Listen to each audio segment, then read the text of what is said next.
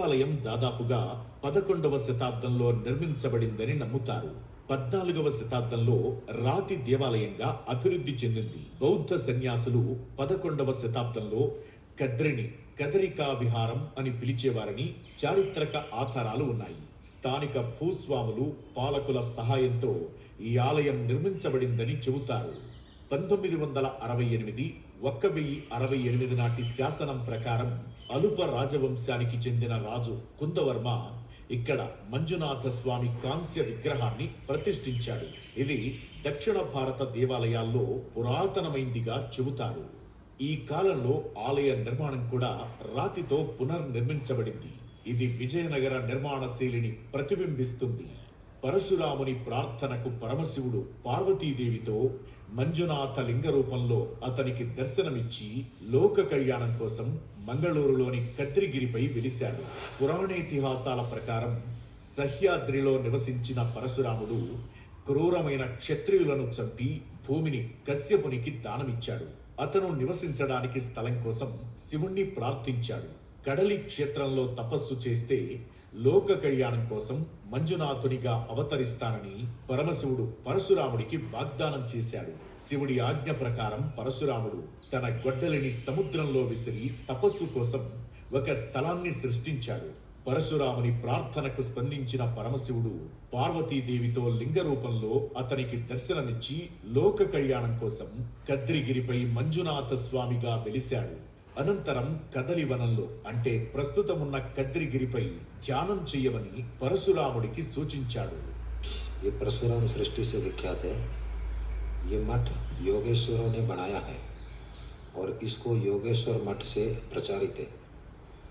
और योगेश्वर मठ कद्री क्षेत्र में विराजमान श्री काल भैरवनाथ और परशुराम जी द्वारा स्थापित श्री महाराज मंजुनाथ जी का स्थान है। ये कद्री क्षेत्र बहुत फेमस है टेम्पल और हम रेगुलरली आते रहते हैं। कोई फंक्शन है तो हमको बहुत शांति मिलता है यहाँ पे यहाँ का क्षेत्र दर्शन करके। ನಾನು ಕದ್ರಿ ಕ್ಷೇತ್ರಕ್ಕೆ ಬರೋದು 20 ವರ್ಷ ಆಯಿತು. ಮತ್ತು ನನಗೆ ಇಲ್ಲಿ ದೇವರು ಒಲಿದು ಬಂದ ಕಾರಣ ನಾನು ದಿನ ಬರ್ತೀನಿ ಕದ್ರಿ ಕ್ಷೇತ್ರಕ್ಕೆ. ನನಗೆ ಇವರ ಆಶೀರ್ವಾದ ಉಂಟು, ನಾನು ಬರ್ತಾ ಇದ್ದೆ.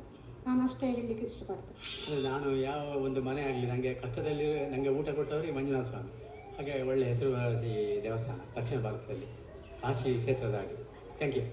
ಈ ಗ್ರಾಮದ ದೇವರು ನಮಗೆ ಮಂಜುನಾಥನ ಮೇಲೆ ನಮಗೆ ತುಂಬ ಭಕ್ತಿ ಇದೆ. देवर ಎಲ್ಲರನ್ನು ಒಳ್ಳೆಯದು ಮಾಡಲಿ ಅಂತ ನಾನು ಅನಿಸ್ತೇನೆ. बहुत साल से टेम्पल को आ रहे हैं। ये बहुत पुराना टेम्पल है। हमको इधर आने के बाद बहुत मन में बहुत खुश मिलता है। ಇದು ಕದ್ರಿ ಮಂಜುನಾಥ ದೇವಸ್ಥಾನ ಅಂತೇಳಿ ಹಳೆಯ ದೇವಸ್ಥಾನ. ಇದು ಧರ್ಮಸ್ಥಳಕ್ಕೆ ಕೂಡ ಇದು ಸಂಬಂಧಪಟ್ಟಿದ್ದು. ನಾವು ಇದೇ ನೆರೆಕರೆ ಹೊರವಾಗಿದ್ದರಿಂದ ಒಳ್ಳೆಯ ರೀತಿಯಲ್ಲಿ ಬಂದು ಹೋಗ್ತಾ ಇದ್ದೇವೆ. ನಮಗೆ ನೆನೆಸಿದ್ದೆಲ್ಲ ಆಗಿದೆ. ಇದು ಕಾಶಿಯ ಭಾಗೀರಥಿ ಇಲ್ಲಿ ಬರ್ತಾ ಇದೆ. ತುಂಬ ಹಳೆಯ ದೇವಸ್ಥಾನ. ಹಾಗಾಗಿ ಇದರಲ್ಲಿ ನಾವು ಏನು ನೆನೆಸಿಕೊಂಡ್ರೂ ಅದು ಆಗುವಂಥ ದೇವಸ್ಥಾನ. ನೆನೆಸಿದ್ದೆಲ್ಲ ಆಗಿದೆ ಇದುವರೆಗೆ. ಇಲ್ಲಿ ಮೇಲೆ ಗುಹೆ ಎಲ್ಲ ಉಂಟು. ಪಾಂಡವರು ಬಂದಿದ್ದರು, ವಾಸವ ಮಾಡ್ತಾಯಿದ್ರು ಅಂತ ಕೇಳಿ ಬಂದಿದ್ದೀವಿ. ಇಲ್ಲೇ ಸ್ವಲ್ಪ ಮೇಲೆ ಅರ್ಧ ಕಿಲೋಮೀಟ್ರ್ ಹೋದರೆ ನಾವು ನೋಡಬಹುದು ಅದೆಲ್ಲ. ಮತ್ತು ಇದು ಕಾಶಿಯಿಂದ ನೀರು ಬರುವುದು ಅಂತ ಕೇಳಿ ಬರ್ತಾ ಇದ್ದೀವಿ. ಹಾಗೆ ನಾವು ನಂಬಿಕೊಂಡಿದ್ದೀವಿ ಇದನ್ನು. పుణ్యక్షేత్ర కార్యక్రమంలో స్వల్ప విరామం. శివాని పలికితే చాలు సర్వశుభాలను మహాదేవుడు అనుగ్రహిస్తాడు. కోరిన వారికి కాదనకుండా కష్టమైన వరాలను కూడా ఇచ్చిన చరిత్ర స్వామికి ఉంది. స్వామిని దర్శించడానికి నిత్యం వేలాది మంది భక్తులు తరలి వస్తూ ఉంటారు. సంతానం, దాంపత్యం, ఆయుష్, ఆరోగ్యం, కీర్తి వంటి ఎన్నో వరాలను స్వామి భక్తులకు అనుగ్రహిస్తున్నాడు. రండి, ఆ మంజునాథ స్వామిని మనము దర్శించి తరిద్దాం.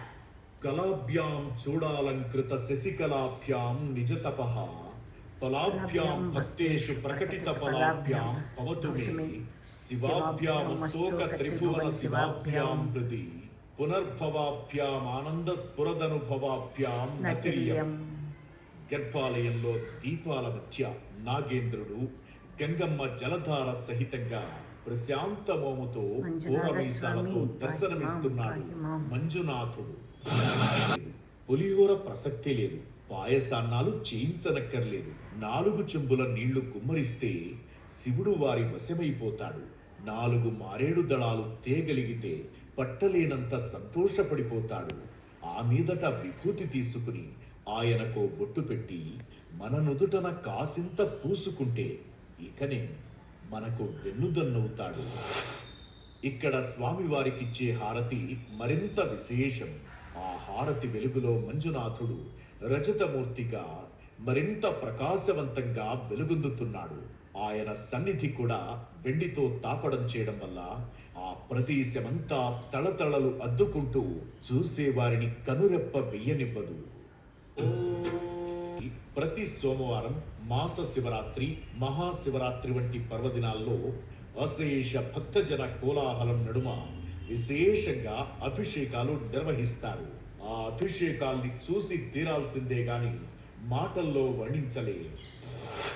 గర్భాలయం వెలుపల దాదాపు 5 అడుగుల ఎత్తులో ఉన్న మంజునాథ స్వామి పంచలోహ విగ్రహాన్ని దక్షిణ భారత దేవాలయాలలో పురాతనమైందిగా చెబుతారు. ఇక్కడ ముఖ్యంగా మహాదేవుడు 3 ముఖాలుగా కొలువుదీరి ఉన్నాడు. పంచలోహాలతో రూపుదిద్దుకున్న ఈ స్వామివారి విగ్రహం భారతదేశంలో ఎంతో ప్రాముఖ్యతని చాటుకుంటోంది. మహాలక్ష్మీర్ మహాగౌరీ చ చండికా సర్వజ్ఞ సర్వలోకేశి సర్వకర్మ ఫలప్రద సర్వతీర్థమయీ పుణ్య దేవయోనిరయో నిజ భూమిజా నిర్గుణాధార శక్తిశ్చామీశ్వరీ తథా. ప్రత్యేక సన్నిధిలో ఆసీనురాలై అనుగ్రహిస్తోంది శ్రీ దుర్గా పరమేశ్వరి. ఆమె ప్రశాంత వదనం భక్తుల మనసులకి ఇట్టే ప్రశాంతతని రంగరిస్తుంది. ప్రజానీకానికి బోధార్పుని, కరుణని అందిస్తూ ఉంటుంది. వెండి తోరణాలతో, వెండి కవచంతో అమ్మవారి దివ్యమంగళ స్వరూపం కనువిందు చేస్తూ ఉంటుంది. విగ్రహాలన్నీ శ్రీ గోరేశ్వరనాథ్, యోగీశ్వర్ మఠం, కాశీ కాలభైరవ స్వామి, అయ్యప్ప స్వామి, హనుమంతుడు, సీతాబావి ఇలా ఎన్నో ఉపాలయాలు, ఇంకా మరెందరో మహాభక్తుల విగ్రహాలు కూడా అడుగు అడుగునా మనల్ని పలకరిస్తాయి. అలాగే మరోపక్క అతిపెద్ద హనుమ విగ్రహాన్ని మనం చూడవచ్చు. మంజునాథ స్వామిని దర్శించుకునే భక్తులు అనంతరం ఇక్కడ ఉపాలయాల్లో కొలువు తీరిన దేవీ దేవతలందరినీ దర్శించుకుని తరిస్తారు. ఈ ఆలయం చాలా పురాతనమైనది. దీనిని 9వ శతాబ్దంలో అలుప రాజవంశం యొక్క అత్యంత ప్రసిద్ధ రాజు కుందవర్మన్ మత్స్యేంద్రనాథ్ నిర్మించాడని నమ్ముతారు. మరొక పురాణ కథనం ప్రకారం ఈ ఆలయాన్ని విష్ణువు 10 అవతారాలలో ఒకటైన పరశురాముడు నిర్మించాడని, తరువాత కుందవర్మన్ విస్తరించాడని నమ్ముతారు. కేవలం ముఖ దర్శనం మాత్రమే కనిపిస్తున్న మలరాయ దేవుడు ఇక్కడ క్షేత్రపాలకుడు. అందుకు నిదర్శనం ఆ ముఖమండలం దగ్గర కనిపిస్తున్న కరవాలం. మంజునాథునికి అంగరక్షకుడిగా పూజింపబడే మరో దేవతామూర్తి. మండపం ఇంకా పలు ఉపాలయాలు ఉన్నాయి. ప్రతి ఉపాలయం ఒక దేవస్థానంలా తీర్చిదిద్దడం ఇక్కడ విశేషం. విఘ్నేశ్వరుడి సన్నిధానంలో ప్రవేశ ద్వారం పైన ఉమాపుత్రుడి విగ్రహం మనకు గోచరిస్తుంది. పూజలు అందుకుంటూ వెండి కవచంతో కనిపించి భక్తుల హృదయాలను పులకరింపజేస్తాడు. సన్నిధానానికి వెళ్లే ప్రవేశ ద్వారానికి అటు ఇటు ద్వారపాలకుల రూపాలు కనువిందు చేస్తాయి. ఒకే సన్నిధి ఉన్నప్పటికీ కద్రి మంజునాథ ఆలయంలోని కాలభైరవ విగ్రహం భక్తులకు ఎంతో విశేషమైనది.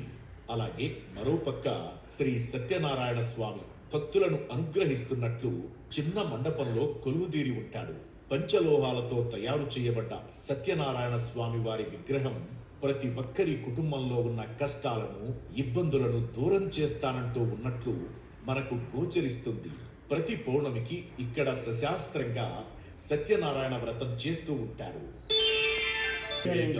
జితేంద్రియం బుద్ధిమతాం వరిష్టం వాతాత్మజం వానరయోధ ముఖ్యం శ్రీరామదూతం శరణం ప్రపద్యే. హనుమంతుడు మహాబలుడు. తన శత్రువులను ఎదుర్కోవడానికి ఎప్పుడూ వెనకాడడు. అతని ధైర్యం, బలం మనకు కష్ట సమయాల్లో ధైర్యంగా ఉండటానికి స్ఫూర్తినిస్తాయి. ఆంజనేయుని స్మరిస్తే మనకు ఏ చింతలు, సమస్యలు ఉండవు. ధైర్యంగా, శాంతంగా ఉంటుంది. హనుమాన్ చాలీసా పఠిస్తే